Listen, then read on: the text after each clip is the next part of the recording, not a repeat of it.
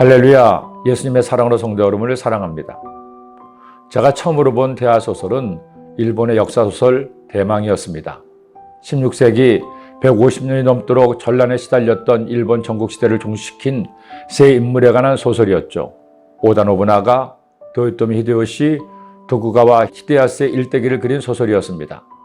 주인공이라 할 수 있는 미카바의 천대받는 아이였던 도쿠가 이에야스의 출생에서부터 그의 후손이 마침내 일본 땅의 전쟁을 종식시키고 평화를 오게 하기까지의 지난한 역사가 작가의 상상력을 가미해서 파란만장하게 펼쳐졌습니다. 전혀 몰랐던 일본의 한 역사의 이야기다 보니 흥미가 더해지고 세 명의 등장인물에 대한 호기심으로 재미있게 보았던 기억이 납니다. 하지만 진정으로 감동을 받은 대하소설은 역시 작가 박경리 씨의 토지였습니다. 제가 이제껏 보았던 여러 소설 중에서 가장 큰 영향을 주었던 작가와 작품이라면 도스토옙스키의 까라마초프카의 형제들과 박경리의 토지라 할 만큼 큰 감동을 주었습니다. 더구나 토지는 바로 우리 민족의 이야기였죠. 구한말 무기력했던 우리나라가 결국 일본의 침략으로 나라를 빼앗기고 온갖 고통에 내몰렸던 민초들의 이야기를 마치 사실처럼 지금 벌어지는 일들처럼 내가 겪은 일처럼 가슴 아프게 엮어내는 그 작품을 시간이 되면 꼭 한번 다시 보려고 합니다. 하지만 여러분, 사실은요, 우리의 인생이 전부 다 대하소설입니다.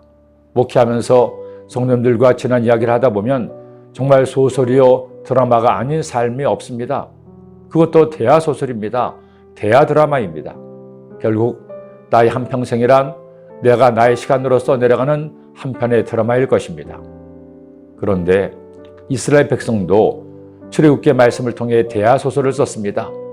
내 인생의 드라마도 드라마틱하지만 애굽에서 탈출해서 성막을 만들기까지의 이스라엘의 지난 1년도 그야말로 파란만장했습니다. 물에서 건져낸 아기 모세가 극적으로 살아나 공주의 아들이 되었습니다.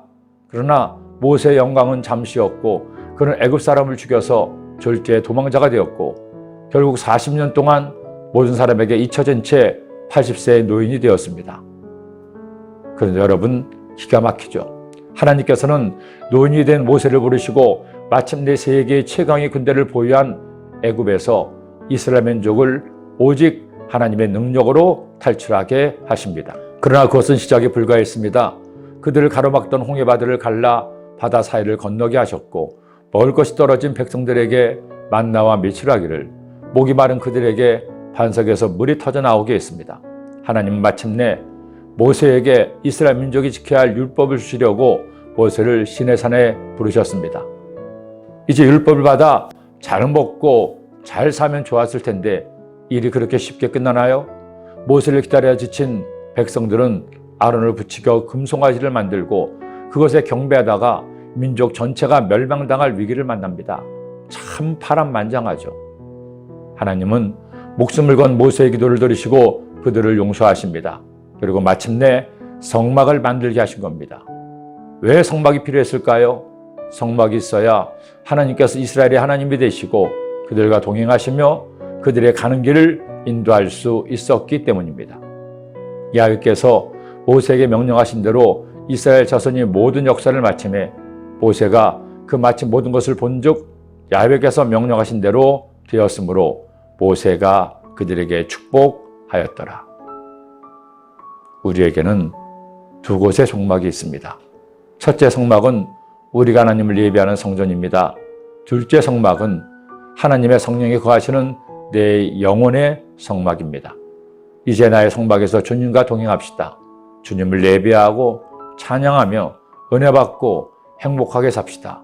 그런 오늘이 되시기를 예수님의 이름으로 축원합니다. 기도드립니다. 사랑의 주님, 이스라엘 백성들이 성막에서 하나님을 만나고 그 성막을 통해 하나님과 동행했던 것처럼 내 안에 주의 성령께서 거하시고 저희들의 영혼이 성막되어 주님과 함께 살게 하심을 감사합니다. 이제는 우리에게 주시는 말씀 따라 살아감으로 날마다 거룩하게 의롭게 행복하게 감사하며 사는, 그래서 승리하는 우리 모든 성도님이 되게 하여 주옵소서. 예수님의 이름으로 기도드립니다. 아멘.